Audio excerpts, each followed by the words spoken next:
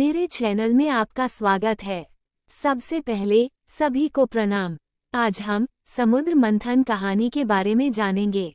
तो चलिए कहानी शुरू करते हैं। एक बार की बात है, शिवजी के दर्शनों के लिए दुर्वासा ऋषि अपने शिष्यों के साथ कैलाश जा रहे थे। मार्ग में उन्हें देवराज इंद्र मिले। इंद्र ने दुर्वासा ऋषि और उनके शिष्यों को भक्तिपूर्वक प्रणाम किया।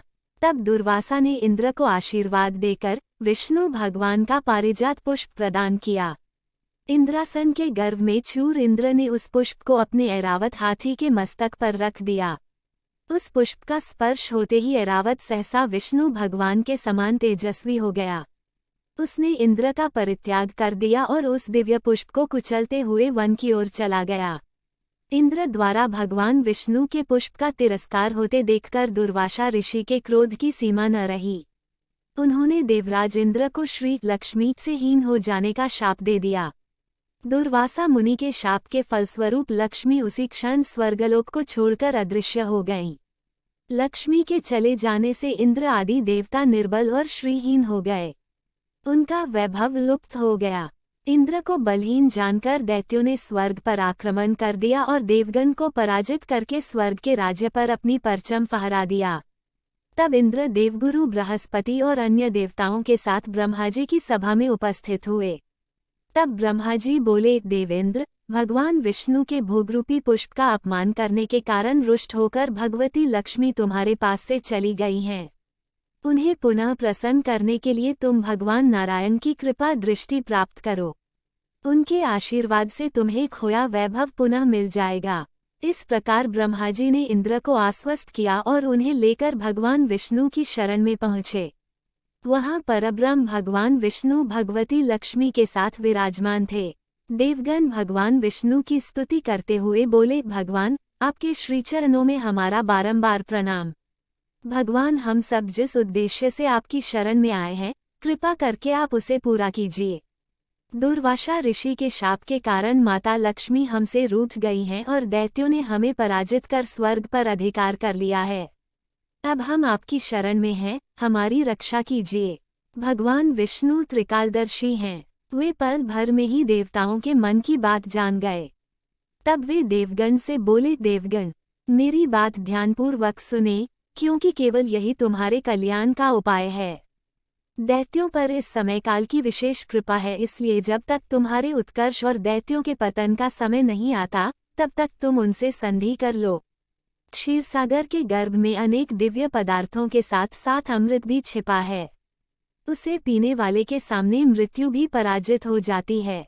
इसके लिए तुम्हें समुद्र मंथन करना होगा। ये कार्य अत्यंत दुष्कर है, अतः इस कार्य में दैत्यों से सहायता लो। कूटनीति भी यही कहती है कि आवश्यकता पड़ने पर शत्रुओं को भी मित्र बना लेना चाहिए। तत्पश्चात अमृत पीकर अमर हो जाओ, तब दुष्ट दैत्य भी तुम्हारा अहित नहीं कर सकेंगे। देवगण वे जो शर्त रखें, उसे स्वाकीर कर लें। ये बात याद रखें कि शांति से सभी कार्य बन जाते हैं, क्रोध करने से कुछ नहीं होता। भगवान विष्णु के परामर्श के अनुसार इंद्रादि देवगण दैत्यराज बलि के पास संधि का प्रस्ताव लेकर गए और उन्हें अमृत के बारे में बताकर समुद्र मंथन के लिए तैयार कर लिया। समुद्र मंथन के लिए समुद्र में मंदराचल को स्थापित कर वासुकी नाग को रस्सी बनाया गया। तत्पश्चात दोनों पक्ष अमृत प्राप्ति के लिए समुद्र मंथन करने लगे। अमृत पाने की इच्छा से सभी बड़े जोश और वेग से मंथन कर रहे थे। सहसा तभी समुद्र में से कालकूट नामक भयंकर विष निकला। उस विष की अग्नि से 10 दिशाएं जलने लगीं। समस्त प्राणियों में हाहाकार मच गया। उस विष की ज्वाला से सभी देवता तथा दैत्य जलने लगे और उनकी कांति फीकी पड़ने लगी। इस पर सभी ने मिलकर भगवान शंकर की प्रार्थना की।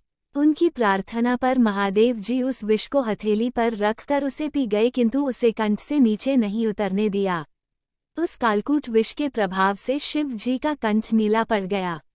इसीलिए महादेव जी को नीलकंठ कहते हैं। उनकी हथेली से थोड़ा सा विष पृथ्वी पर टपक गया था, जिसे सांप, बिच्छू आदि विषैले जंतुओं ने ग्रहण कर लिया। विष को शंकर भगवान के द्वारा पान कर लेने के पश्चात फिर से समुद्र मंथन प्रारंभ हुआ। दूसरा रत्न कामधेनु गाय निकली, जिसे ऋषियों ने रख लिया। फिर उच्चश्रवा घोड़ा निकला, जिसे दैत्यराज बलि ने रख लिया। उसके बाद ऐरावत हाथी निकला जिसे देवराज इंद्र ने ग्रहण किया। ऐरावत के पश्चात कौस्तुभामणि समुद्र से निकली, उसे विष्णु भगवान ने रख लिया। फिर कल्पद्रुम निकला और रंभा नामक अप्सरा निकली। इन दोनों को देवलोक में रख लिया गया। आगे फिर समुद्र को मथने से लक्ष्मी जी निकली। लक्ष्मी जी ने स्वयं ही भगवान विष्णु को वर लिया। उसके बाद कन्या के रूप में वारुणी प्रकट हुई जिसे दैत्यों ने ग्रहण किया। फिर एक के पश्चात एक चंद्रमा, पारिजात वृक्ष तथा शंख निकले और अंत में धन्वंतरी वैद्य अमृत का घट लेकर प्रकट हुए। कहानी यहीं समाप्त होती है।